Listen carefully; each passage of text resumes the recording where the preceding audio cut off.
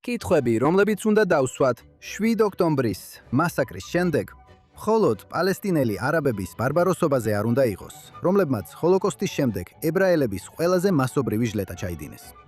კვლელობის, გაუპატიურების, წამების, გატაცებისა და განადგურების ორგიის შუაგულში. ეს იყო ის, რამაც მსოფლიოს დიდი ნაწილი აიძულა გაემართლებინა და ზოგჯერ კი ტაშიც კი დაეკრა ამისთვის. დღეს გადაცემაში Think Twice ვსაუბრობთ 7 ოქტომბრის შემდეგ ანტისემიტიზმის ზრდაზე და იმაზე, თუ როგორ მოქმედებს ეს გლობალურ საზოგადოებაზე. დოკუმენტური ფილმების რეჟისორთან ერთად, რომელმაც შექმნა მნიშვნელოვანი ახალი ნამუშევარი, სადაც ამხელს იმას, რასაც სწორად უწოდებს კოლექტიურ დაღმასვლას სპოროტებაში.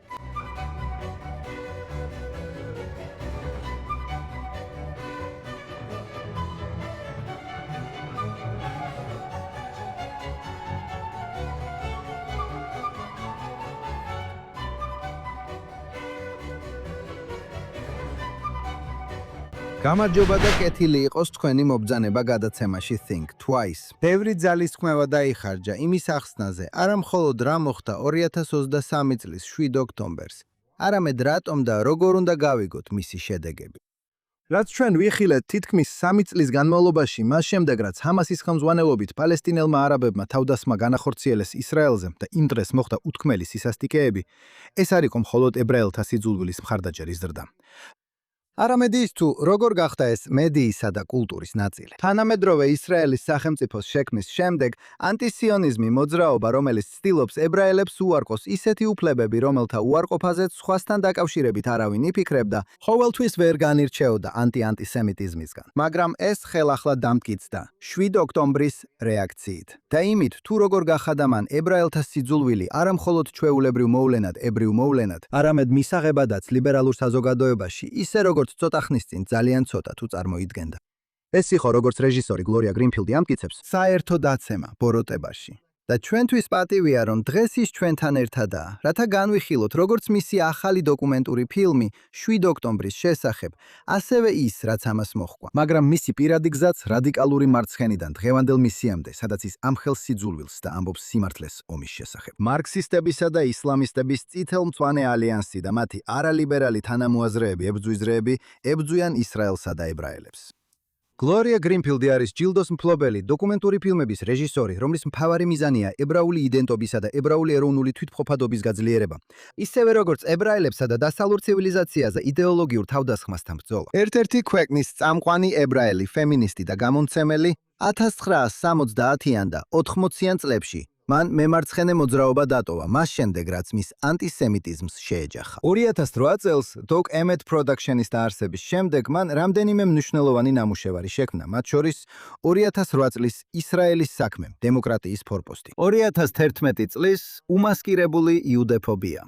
2014 წლის სხეული და სული, ებრაული ერის მდგომარეობა. 2018 წლის ჩვენი ცხოვრების ბრძოლა, დასავლეთის წინააღმდეგ იდეოლოგიური ომის დამარცხება. 2022 წლის ცივილიზაცია საფრთხის ზონაში, ასევე მისი უახლესი, ახლად გამოსული დოკუმენტური ფილმი, საერთო დაღმასვლა ბოროტებაში.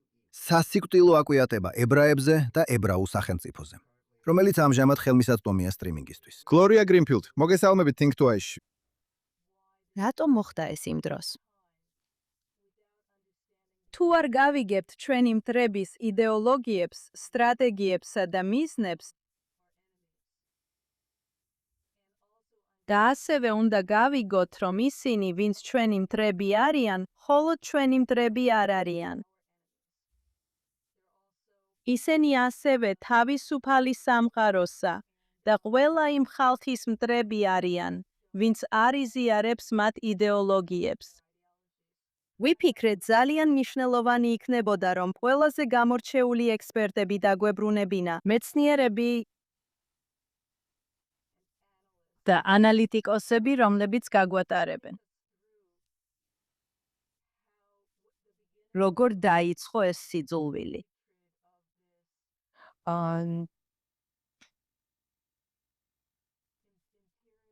იმპერიალისტური ტერორიდან დღევანდელ მდგომარეობამდე. ეს ახალი არ არის. შესაძლოა ზოგიერთი მეთოდი განსხვავებულია, მაგრამ ძირითადად აქ უკვე ნამყოფები ვართ. ჩვენი წინათაობებიც აქ უკვე ყოფილან.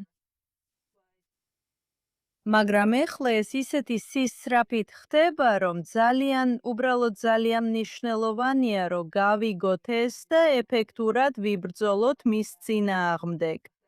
გმადლობთ, რომ Think Twice-ზე შემოგვიერთდით. თუ გვისმენთ რომელიმე პოდკასტ პლატფორმაზე ან გვიყურებთ პირდაპირ ეთერში Facebook-ზე, X-ზე ან JNS-ის YouTube არხზე, გთხოვთ მოიწონოთ და ან გამოიწეროთ JNS. დააწყაპუნეთ ზარზე შეტყობინებებისთვის და დაგვიტოვეთ კარგი შეფასებები. ასევე გარდა Think Twice-ისა, არსებობს Jonathan Tobin Daily პოდკასტიც, სადაც კიდევ უფრო მეტ სიახლესა და ანალიზს გიზიარებთ იმ ყველაზე მნიშვნელოვან საკითხებზე, რომელთა წინაშეც დღეს ვდგავართ. ყოველდღიურ გადაცემას შეგიძლიათ იპოვოთ Jonathan Tobin Daily-ის სახელით JNS-ის არხზე, სადაც არ უნდა უსმენდეთ პოდკასტებს. და ახლა დაუბრუნდეთ დღევანდელ პროგრამას. დიახ, ვფიქრობ, რომ კონტექსტში განთავსება მნიშვნელოვანია. აუცილებელია და აშკარად აკლია უმეტესობას იმ დისკუსიებიდან, რომლებიც მე-7 ოქტომბერს შეეხება. რა იყო ყველაზე რთული ელემენტი ფილმის შექმნისას მე-7 ოქტომბრის შესახებ? რა ხდიდა მას მართლაც გამორჩეულად თქვენი წინა თემებისგან, რომლებშიც, როგორც ვიცით, თქვენ წამოჭერით ამ ცივილიზაციური ომის საკითხი.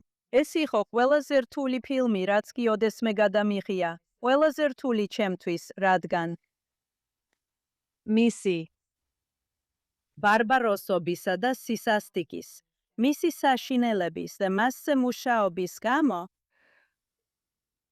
მასზე მუშაობა და მისგან დასვენების გარეშე ყოფნა ემოციურად ძალიან რთული იყო ჩემთვის.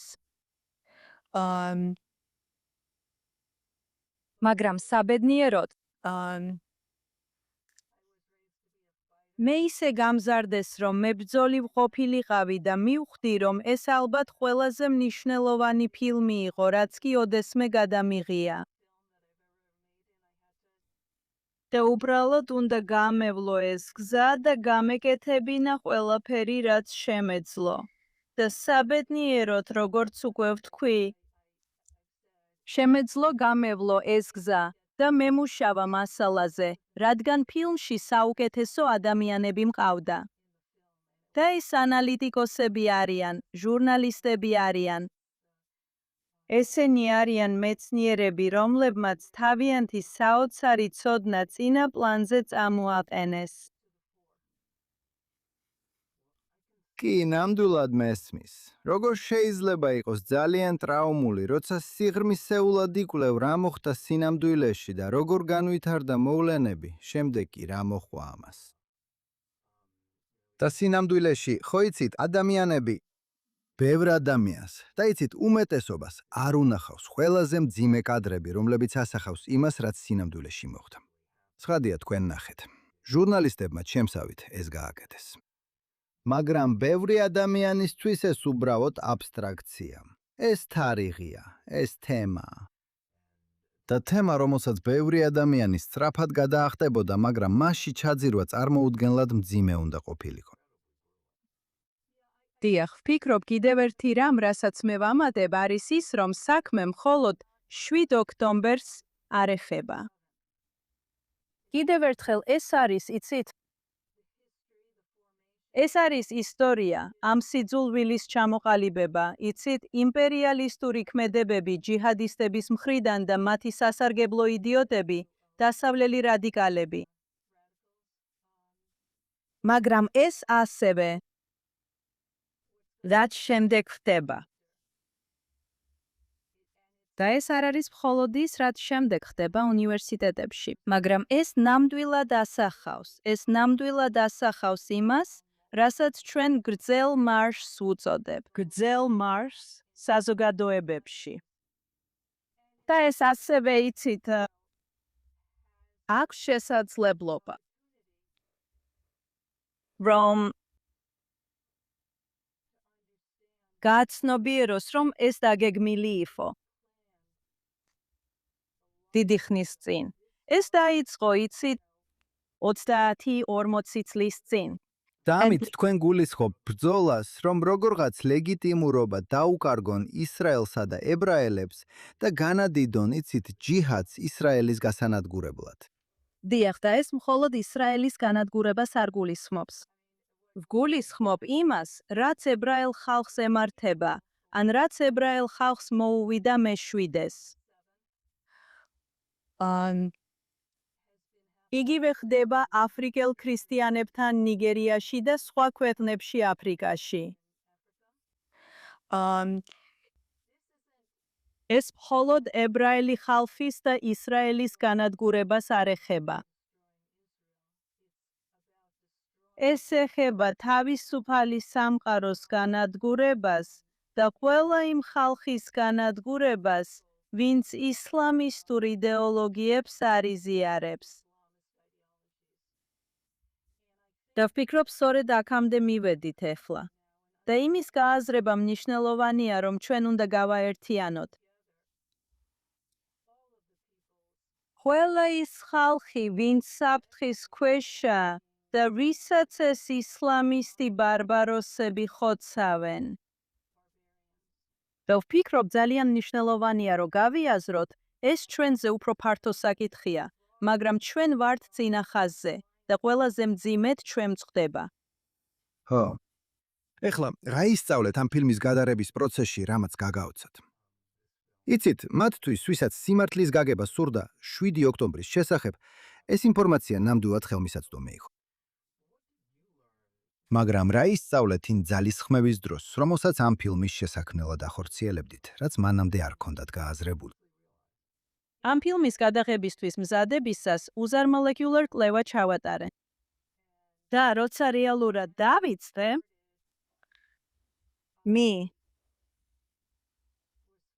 ვიცნობდი. რა იქნებოდა.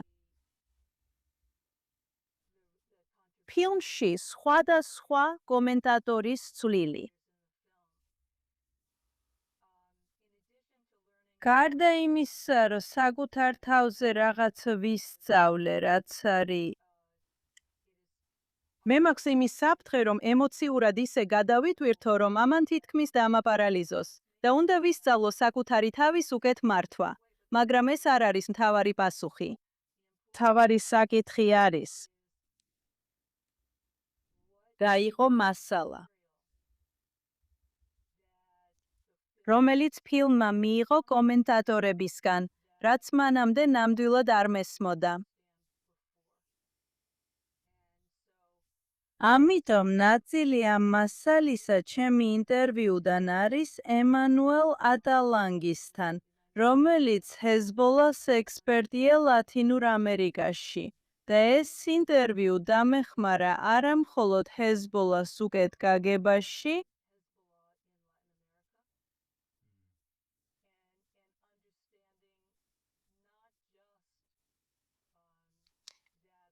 რომ ისინი წარმოადგენდნენ დიდ საფრთხეს ჩრდილოეთ ამერიკისთვის, რაც ვიცოდი, მაგრამ დეტალები არ ვიცოდი. ის პარტნიორობა, რომელიც ლათინურ ამერიკაში ჰეზბოლასთან მიმდინარეობდა, პარტნიორობა რუსეთთან და მათ თვითმფრინავებთან. მე არ ვიცოდი, რომ იმ თვითმფრინავებიდან ზოგი ამ ქვეყანაში ადამიანებს არალეგალურად გადაჰყავდა. ესეთი რაღაცები იყო, რაც დამეხმარა ფაქტების ერთმანეთთან დაკავშირებაში, რაც მანამდე არ მქონდა დაკავშირებული. ეს ერთადერთი არ იყო, ძალიან ბევრი ესეთი რამ იყო.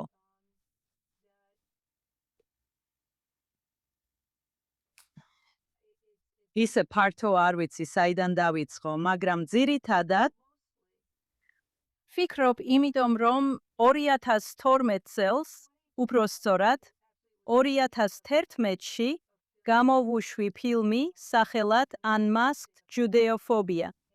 და ამ ფილმში განვიხილე სასიკვდილო ებრაელთა სიძულვილის აღორძინება. მთელ მსოფლიოში. და იმ დროს ჩანდა, რომ ეს მართლაც, იცით, ცუდი იყო. ესე რომ აქ და მე არ ვიცოდი, ეს არ იყო. მე არ მქონდა ნათელი წარმოდგენა, როცა ეს გამოვიდა 2011 წელს, რომ ამ თემას ისევ უნდა დავბრუნებოდი.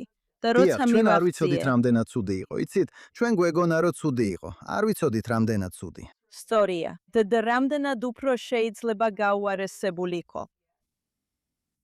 და როცა ეხლა 2011 წელს ვიხსენებ, ეს იყო ასე. და ვიცი, ალბათ საშინელია ამის თქმა, მაგრამ როცა ვიხსენებ და ვადარებ, 2011 წელი ძალიან მარტივი იყო.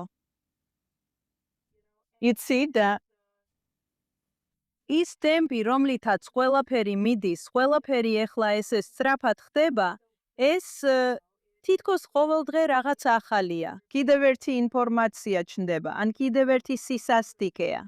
ან სულ უფრო და უფრო მეტი ადამიანი, რომლებიც ადრე ჩვეულებრივები იყვნენ. პატრიოტი ადამიანები, სწორად მოაზროვნე ადამიანები, რომლებიც ეხლა თითქოს ჩაეფლნენ ამ სიბინძურეში. არა იმისთვის, რომ შეაჩერონ, არამედ იმისთვის, რომ წაახალისონთვის, რომ წაახალისონ ხო, და და ეს ფიქრობენ, რომ საშინელია. სწორად და მართებულად იქცევიან. ასე რომ იქცევიან. სწორია. და ეს თითქოს ეპიდემიას გავს რაღაცა მხრივ. და ასევე რაც ამ გამოცდილებიდან ვისწავლე, ფილმის შექმნის, პროდიუსერობისა და რეჟისორობის პროცესში კიდევ უფრო მნიშვნელოვანია, რომ მე ადრე ვფიქრობდი, რომ განსაკუთრებით ებრაელებსა და ქრისტიანებს შორის თანამშრომლობა უფრო მნიშვნელოვანია, რადგან ჩვენ საერთო მტერი გვყავს, რომელსაც აქვს განზრახვა, მოკლას, როგორც ებრაელები, ისე ქრისტიანები. და თუ ჩვენ არ გავერთიანდებით და სხვებსაც არ მოვიწვევთ, იქნებიან ისინი. სხვა ადამიანები არ აქვს მნიშვნელობა, არიან ისინი რელიგიური თუ არარელიგიური, ინდუისტები თუ სხვა ვინმე. ჩვენ უნდა შევგრიბოთ ეს ადამიანები და დღესაც არიან ადამიანები, არიან ნამდვილად. დიდებული ადამიანები დღეს, როგორიც არიან რიჩარდ ლანდისი, ჩარლზ ჯეიკობსი.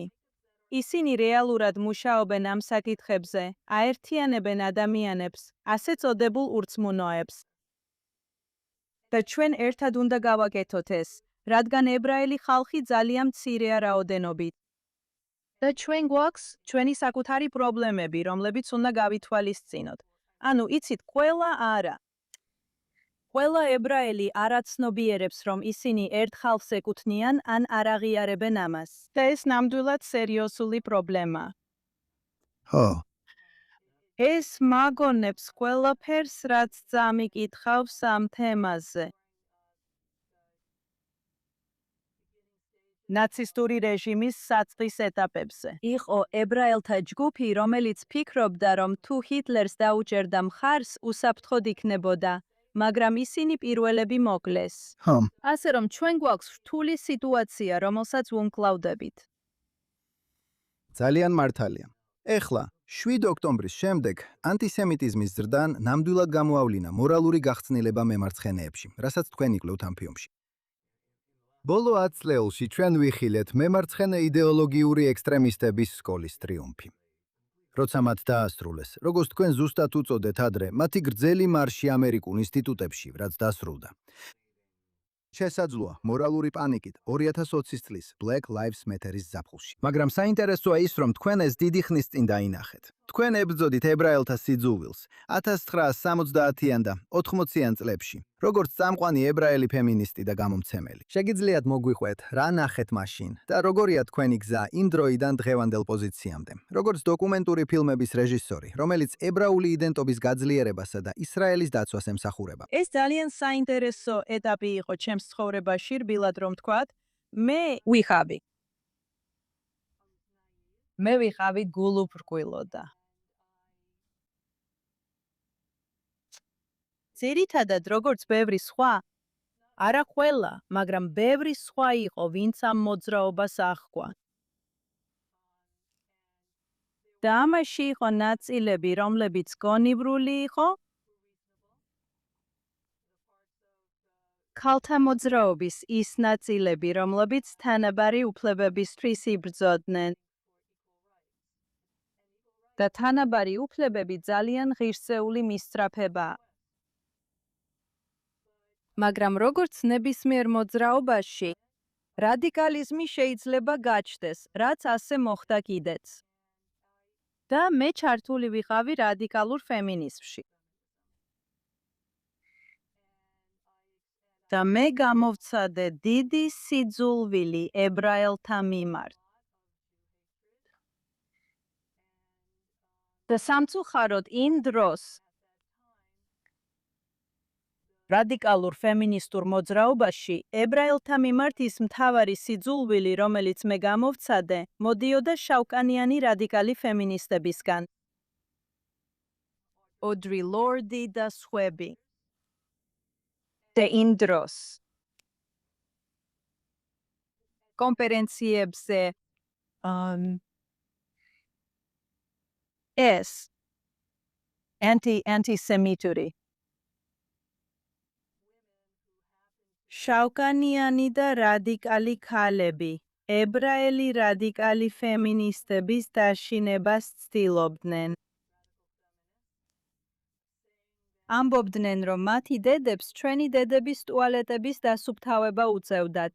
თითქოს ყველა ჩვენგანი მდიდარი ოჯახიდან იყო. სინამდვილეში ჩემი დედა ჩემს სკოლაში დამლაგებელი იყო. და მე ძალიან რეალისტური წარმოდგენა მქონდა ამის შესახებ. რაც სინამდვილეში უბრალოდ საზიზღარი ტყუილები იყო, რომლითაც ცდილობდნენ ჩვენი დაშინებას. ამიტომ მე ამას უპირისპირდებოდი. და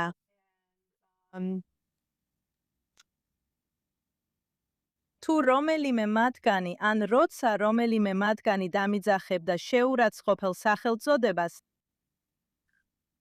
მეც საპასუხოდ შესაბამის შეურაცხყოფელ სახელს ვეძახდი. რათა გაეგოთ, როგორც ერთხელ მენახემ ბეგინმა თქვა, ჩვენ არ ვართ აკანკალებული მუხლების მქონე ებრაელები. და ეს იყო დამჭირდა. ეს ალბათ დამჭირდა. წელიწად ნახევარი დამჭირდა იმის გასააზრებლად, რომ ეს მოძრაობა გადარჩენა შეუძლებელი იყო. რომ ის იყო მომწამლელი. ამიტომაც სან-ფრანცისკოში დიდ აქციაზე დავემშვიდობე ამ ყველაფერს და გამოვედი. და ეს. სინამდვილეში მიუხედავად იმისა, რომ ძალიან შემიმსუბუქდა, როცა გამოვედი ეს. ამან ჩემთვის გარკვეული ტრაუმა დატოვა და დამჭირდა დაახლოებით 4 წელი, რომ ამ მდგომარეობიდან გამოვსულიყავი, თავი თავისუფლად მეგრძნო და ცხოვრება გამეგრძელებინა უფრო მნიშვნელოვანი საქმეებისთვის. დიახ, ხაშკარაა, რომ ნეომარქსისტული მემარცხენეები წარმატებულ ომს აწარმოებენ დასავლური ცივილიზაციისა და ებრაელების წინააღმდეგ, მას შემდეგ, რაც თქვენ ფემინისტი გამომცემელი იყავით. მაგრამ კითხვა ასეთია, რატო დაინახეს ეს ასე ცოტა ადამიანმა, ან რატო გაიგეს ისე როგორც თქვენ? რა იყო ეს და რამდენ მიიყვანდა? ვგულისხმობ, ჩვენ ვსაუბრობთ ძალიან ძველ დროზე, 1980-იან წლებში. დიახ. იცით, მე ვფიქრობ, რომ ახალმა თაობამ აღმოაჩინა ეს ანტისემიტიზმი მემარცხენეებში, იცით, ქალთა მარშთან ერთად, რომელიც რეაქცია იყო დონალდ ტრამპის არჩევაზე. მაგრამ ეს ბევრად მოგვიანებით მოხდა, ვიდრე ის, რაც თქვენ განიცადეთ. რატო არ გახდა ეს, როგორც ახლა ვამბობთ, ვირუსული? რატომ უგულებელყვეს ეს უბრალოდ? დიდი ფასი ქონდა. ხალხთა მოძრაობიდან გასვლას დიდი ფასი ქონდა, თუ ეს იყო თქვენი მთელი ცხოვრება, თქვენი მთელი გარემო. იმიტომ რომ იქ ძალიან ბევრი იყო.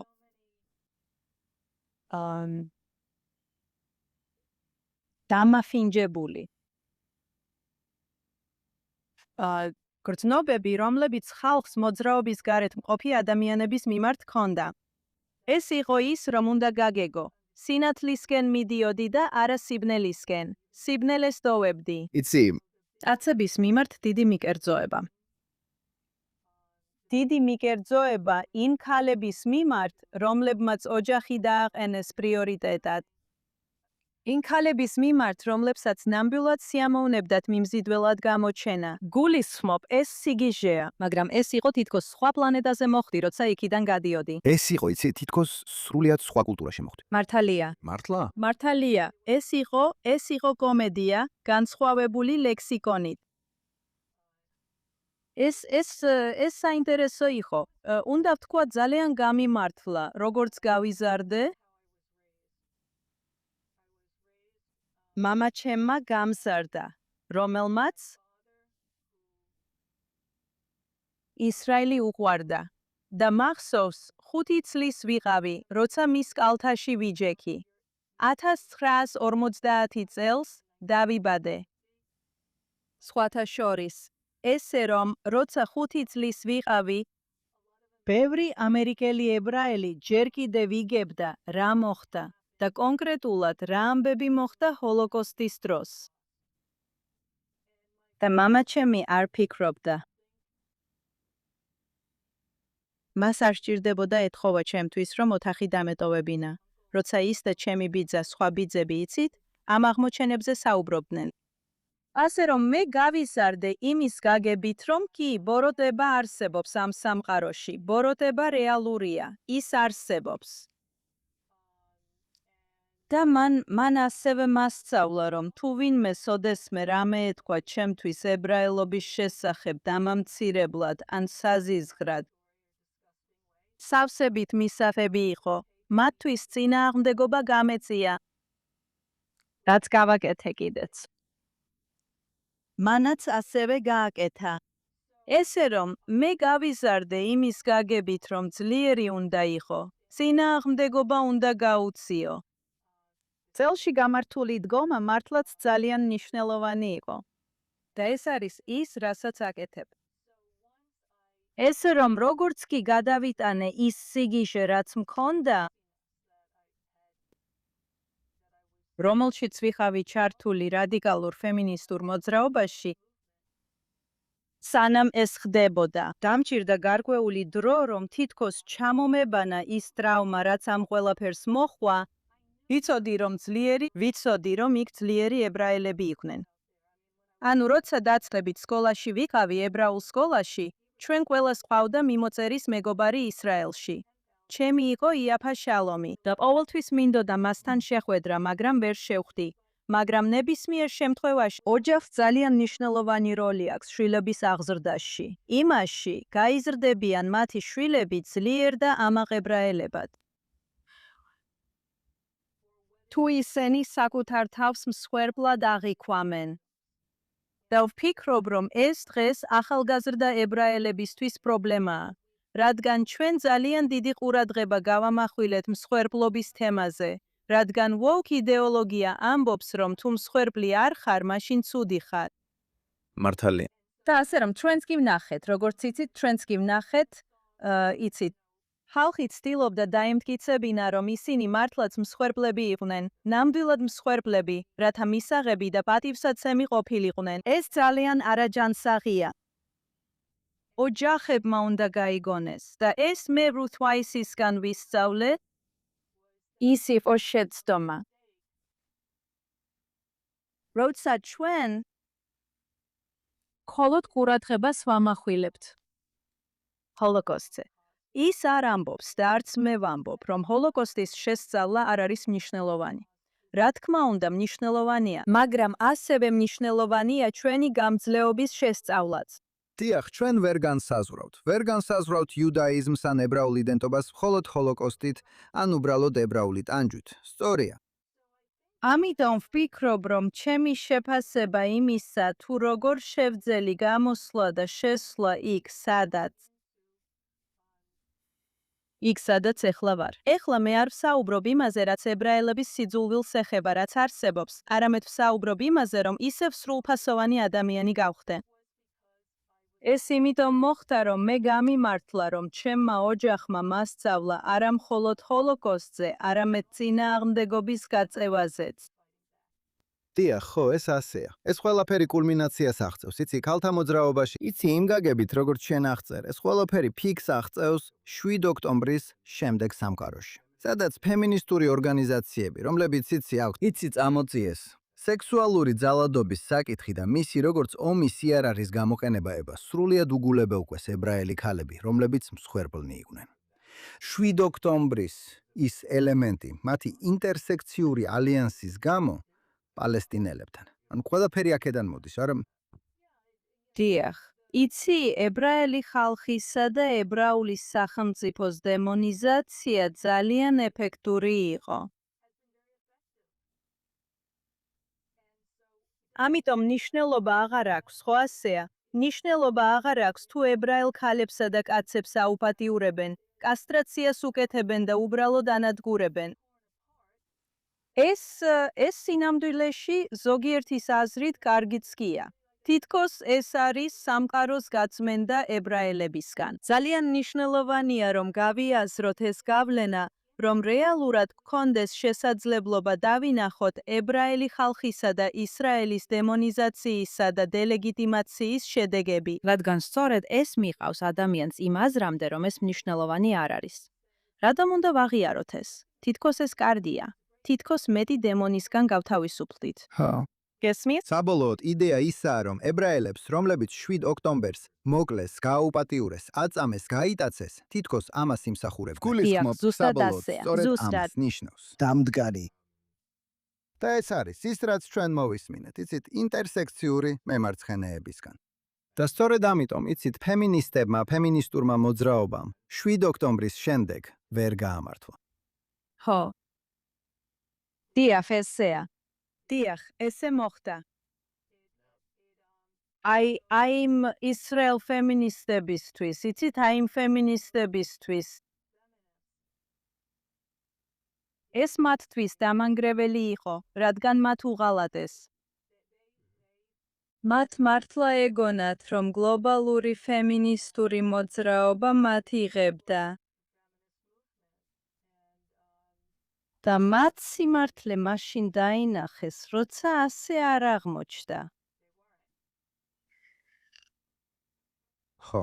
ეხლა ბოროტებაში ჩაძირვა, რომელიც თქვენ გამოიკვლიეს და ამ ფილმში გააშუქეთ, აშკარად ის თემაა, რომელსაც პოლიტიკურ მემარცხენეებს და განსაკუთრებით ებრაელ ლიბერალებს როგორც წესი არ სურთ შეეჭიდონ. ბევრ კეთილსინდისიერ ლიბერალს შორის არსებობს ტენდენცია. ტენდენცია გავლონ ხაზი მათ გულისრევასა და იმაზე, რაც 7 ოქტომბერს მოხდა და ასევე გააცნობიერონ თუ როგორ გამოეხმაურა მას მასობრივი მოძრაობა, რომელიც ან ამხნევებდა, ან ამართლებდა ამას. ეს ანტისემიტიზმის მთავარ დინებად ქცევას იწვევს.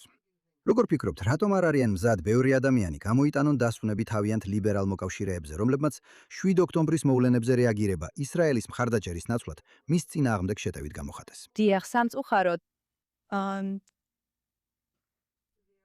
არის ებრაელები, რომლებიც ძალიან უხერხულად გრძნობენ თავს ამ სიტუაციაში. და მათ მიიღეს ის აზრი, რომ ისრაელი და ის ისრაელელი მსხვერპლები, რომლებიც 7 ოქტომბერს ბარბაროსობის მსხვერპლნი გახდნენ, იმსახურებდნენ ამას. ისინი რეალურად ფიქრობენ, რომ მათ ეს დაიმსახურეს.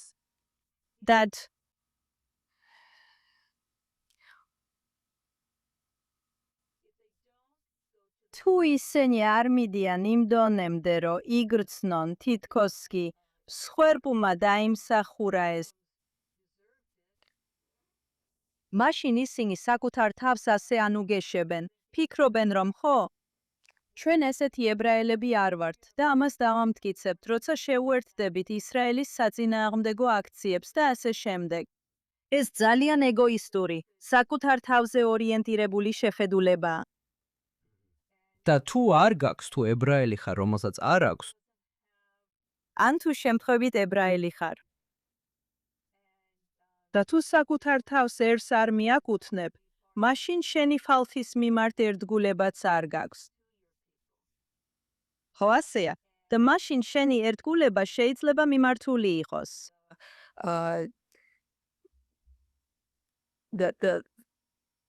აირჩიე ნებისმიერი ანტიისრაელური ორგანიზაცია ან იდეოლოგია, რაც არსებობს. ეს ხდება შენი მამოძრავებელი ძალა, ნაცვლად იმისა მოდეს, ჩვენ თითოეულს გვაქვს პასუხისგებლობა, რომ ჩვენი ხალხი აყვავდეს და რომ ისრაელის სახელმწიფო, ებრაული სახელმწიფო დარჩეს ძლიერი და უსაფრთხო.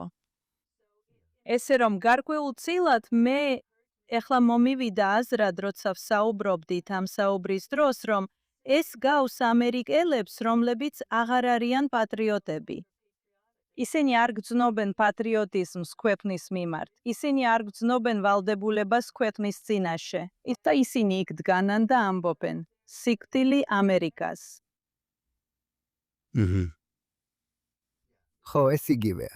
ხო. აუცილებლად. ეხლა როგორ ფიქრობთ, რა მისცა ჰამას საშუალება დაერწმუნებინა წამყვანი მედია, რომ მათი სიცრუე ისრაელის შესახებ სიმართლე წარმოეჩინათ? და ფაქტობრივად გადაეტრიალებინათ ნარატივი, გარკვეულწილად. ამან საშუალება მისცა მათ, ვინც სისასტიკე ჩაიდინა და გენოციდი განიზრახა, მსხვერპლად წარმდგარიყვნენ, მაშინ როცა ქვეყანა, რომელიც რეალურად იყო მსხვერპლი, ცრუბრალდებით გენოციდში დაედანაშაულებინათ. და ეს ისე წარმოჩენილი იყო. იცით, ლიბერალურ წრეებში საყოველთაოდ მიღებული აზრი, როგორ გახდა თანამედროვე სისხლისცილის ცილისწამება მარცხენულ წრეებში, საყოველთაოდ მიღებულ აზრად რეალურ დროში 21 საუკუნეში ჩვენს თვალწინ. მართალია, მათ გეგმა ჰქონდათ. ეს ყველაფერი დაგეგმილი იყო. ეს იყო დაგეგმილი. იცით, ისინი წლებია ამაზე მუშაობენ და ძალიან სტრატეგიულად მოქმედებენ.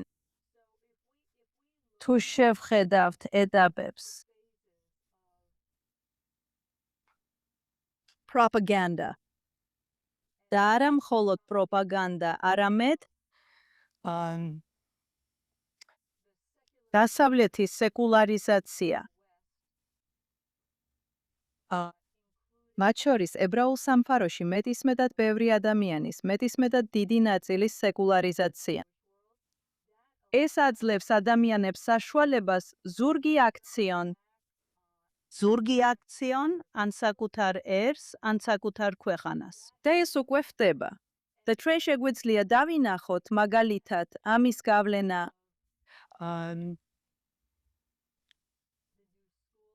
New School-ი და კოლუმბია, რომლებმაც მოიწვიეს ზოგიერთი ევროპელი მეცნიერი, რომლებიც რეალურად იყვნენ woke იდეოლოგიის მამები. რომელიც განსაზღვრავს, იცით, ისრაელსა და ებრაელებს როგორც თეთრებს. რაც სისულელეა.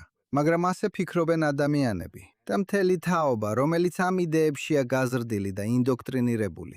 იცით, ამ იდეებში, რომლებიც ადრე, იცით, უფრო პერიფერიაზე იყო, როცა თქვენ იყავით, იცით, ფემინისტი გამომცემელი იყავით. ეხლა კი ეს იდეები სრულიად მთავარ მიმდინარეობად იქცა. ისინი დომინირებენ საგანმანათლებლო სისტემაში. დიახ, ნამდვილად დომინირებენ. და იმ დონემდე, რომ საბედნიეროდ, მაგრამ მაინც არასაკმარისად. მშობლები ხვდებიან, რომ ამ უნივერსიტეტებიდან ბევრი, სინამდვილეში კი ძალიან ბევრი, საზიანოა. და ჩვენ ვიცით, რომ არსებობს, ხო იცით, მართლაც. კარგი ოჯახები, რომლებიც ზრდიან თავიანთ შვილებს მაღალი ღირებულებებითა და მტკიცე სიონისტებად. და ისინი მიდიან უნივერსიტეტში და ისინი იწამლებიან.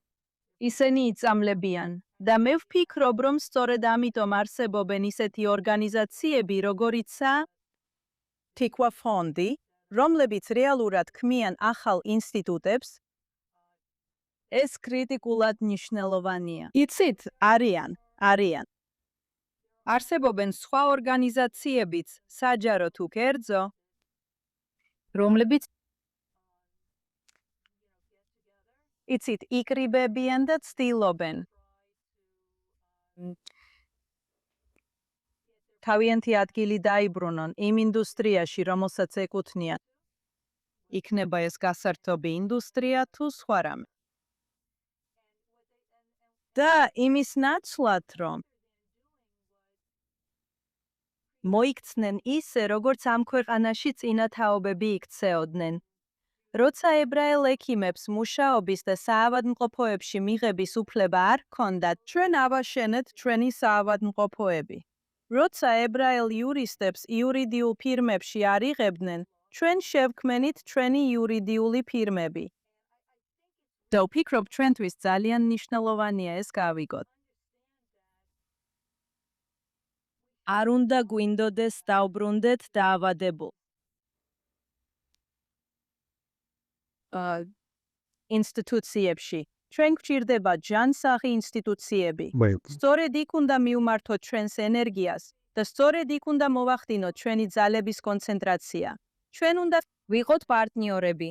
თუ ვინმესთან პარტნიორობას ვაპირებთ, ეს უნდა იყოს ჯანსაღ ინსტიტუციებთან პარტნიორობა. ეს ძალიან მნიშვნელოვანია.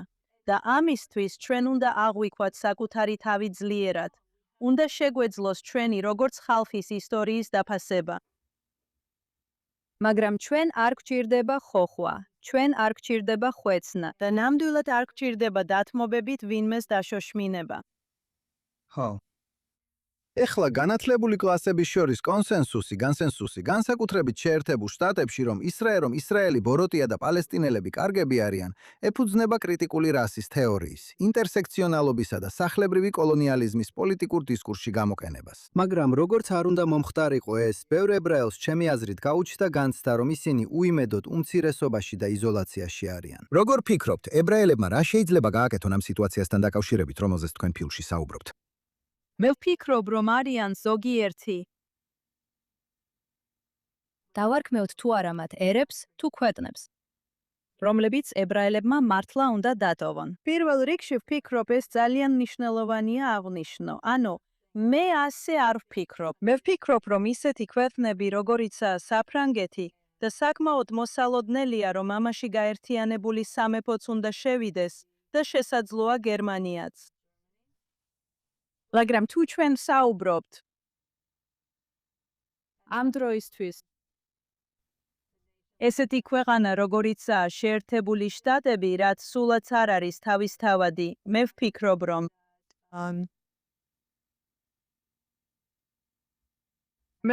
რომ ჩვენ უნდა ვაფასებდეთ იმას, რომ არსებობს. არსებობენ ლიდერები, რომლებიც ნამდვილად იბრძვიან ჩვენთვის, იბრძვიან ჩვენი უსაფრთხოებისთვის და ჩვენ უნდა ხმა ამოვიღოთ და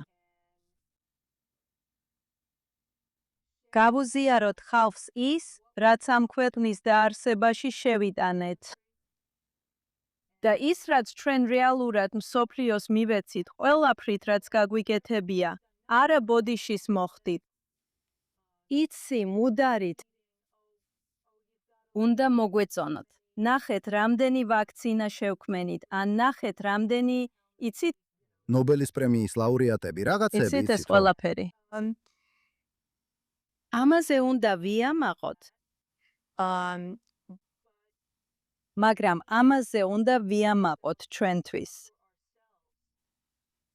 თუ შეძლებთ დავაფასოთ ის, რაც ცივილიზაციას მივეცით და რასაც გვავაც ვაძლევთ, და არ მიუშვებთ ბრალდებებსა და დემონიზაციას ჩვენს ცნობიერებაში, ჩვენს თვითგაგებაში, თვითიდენტობაში. მაშინ გვექნება ძალა გავაკეთოთ ის, რაც საჭიროა, რომ გავაგრძელოთ კარგი საქმეების კეთება მსოფლიოსთვის. რადგან ჩვენ როგორც ხალხი ვართ ნათელი ერებს შორის. ეს უნდა დავიბრუნოთ და ასევე უნდა გავიგოთ, რომ გვჭირდება თვითპატივისცემა, რომ თუ ადამიანები ცდილობენ, ჩვენი განადგურება, უნდა ვიყოთ მებრძოლები, უნდა ვიბრძოლოთ ყველა იმ გზით, რითაც შეგვიძლია. და ეს დაგვეხმარება შევინარჩუნოთ ჩვენი ღირსება და არსებობა. და ადამიანებმა უნდა გაიგონ, არა ებრაელებმაც უნდა გაიგონ. უნდა გაიგონ, თუ უკვე არ ესმით, რომ ჩვენზე თავდასხმა, ჩვენი დემონიზება, ფაქტობრივად საკუთარი თავის დემონიზებაა და მათი სიძულვილი იკვებება საპირისპიროს რწმენით. და ეს ყოველთვის ნიშანი იყო. ჩვენ ყველამ ვიცით ეს, რომ ყოველთვის ნიშანი იყო, როცა ებრაელების სიძულვილი ჩნდება, ეს მიუთითებს იმაზე, რომ რაღაც საშინლად არასწორია ქვეყნებში, კონტინენტებზე ან მთელ მსოფლიოში. ეს ნიშანია იმისა, რომ ასეა. საფრთხის ნიშანი. თუ ამასაც გავიგებ, მაშინ ჩვენ არ მივცემთ საშუალებას, რომ საკუთარი თავის სიძულვილი გაიზარდოს. არ ვიცი, პასუხი გავეცი თუ არა თქვენს კითხვას. კარგი, ეს საკმაოდ კარგი პასუხია ვფიქრობ. და ასევე მნიშვნელოვანია აღვნიშნოთ, რომ განსაკუთრებით შეერთებულ შტატებში ებრაელები მარტო არ არიან. შეიძლება ასე ჩანდეს. იცით, ჩვენ საუბრობთ მეორე დღეს, ან რამდენიმე დღის შემდეგ. იცით, აბდულ ელ-საიედმა მოიგო დემოკრატიული სენატის პრაიმერი მიჩიგანში, რაც ნიშნავს, რომ ღია ანტისემიტი აღმოჩნდა პოზიციაზე, რომ იყოს შეერთებული შტატების სენატში, ისე როგორც ზორა მამდანი გახდა ნიუ-იორკის მერი. მაგრამ ეს არ ნიშნავს, რომ არ არიან ადამიანები, რომლებიც ცდილობენ დაუპირისპირდნენ მას. მიუხედავად იმისა, რომ ბევრმა ლიბერალმა ებრაელმა თავიანთი ალიანსები მარცხენასთან ებრაელების ანტისემიტიზმისგან დაცვის ნაცვლად და ის ნაცვლად დააყენა. კი. და იყო ერთი შესანიშნავი. რამდენიმე წუთის წინ მოხდა საოცარი რამ. მარგო რუბიომ ახლახან გამოაცხადა, რომ ახლოვა უკვე პოლიტიკაა. სანამ ვინმე ამ ქვეყანაში ვიზას მიიღებს, მათზე გამოძიება ჩატარდება.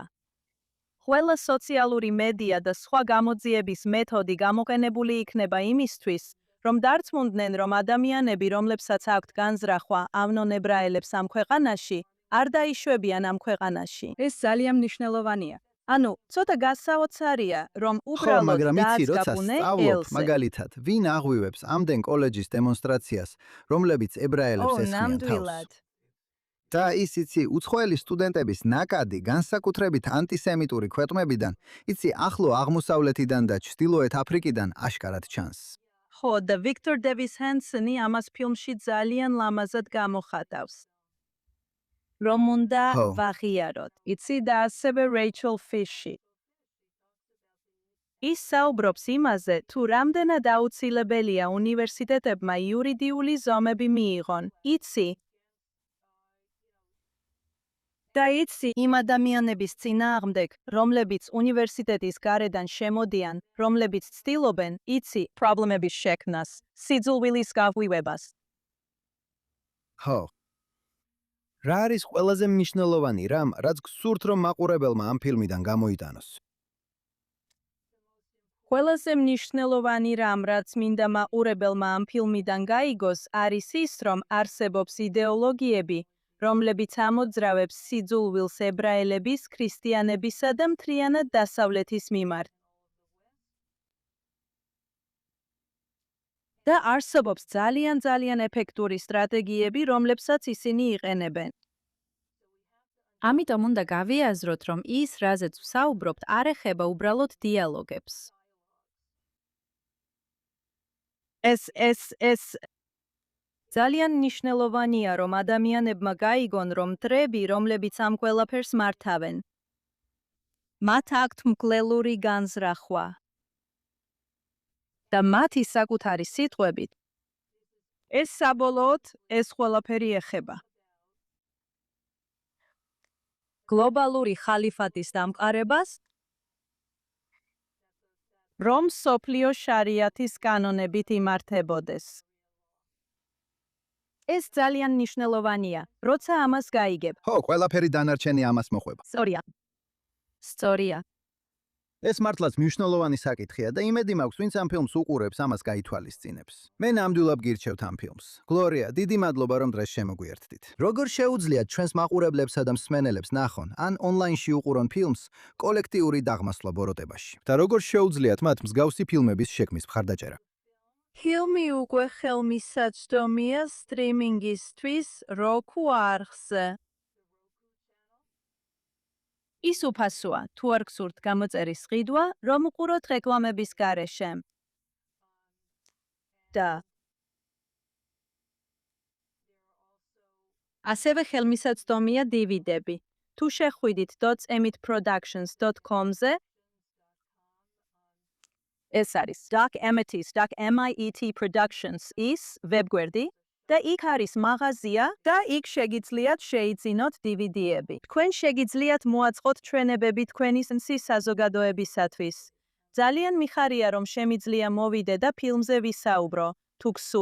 მაგრამ თქვენ შეგიძლიათ თავადაც მოაწყოთ ჩვენებები და თუ გსურთ ამის გაკეთება, შეგიძლიათ დამიკავშირდეთ მის სამარცზე docamidproductions.com. შეგიძლიათ მომწეროთ შეტყობინება ვებგვერდის მეშვეობით. და არის ქვეყნები, სადაც ამჟამად ფილმი ხელმისაწვდომია შეერთებულ შტატებში, კანადაში და დაერთიანებულ სამეფოში და მექსიკაში. როკუს არხზე.